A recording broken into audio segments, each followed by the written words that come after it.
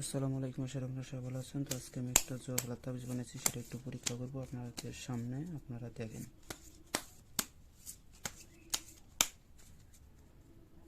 এই যে তাবিজটা, এখানে তাবিজটা আমি সর্বপ্রথম এদিকেই রাখলাম। এক কথা, তাবিজ যেদিকেই ফেলান না কেন আপনার কাছে তার যাবেই যাবে। যেমন বাদ দিতেছি কে, দেখেন এই কেকটা কোন দিকে দেন মার দিতেছে, দেখেন এখানে একটা গ্রাম, এখানে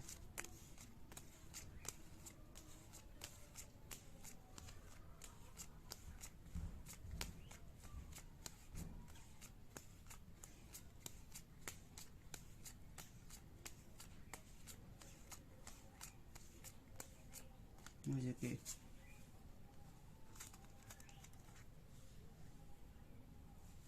দেখছেন, আর এই পাশের এই যেটাকে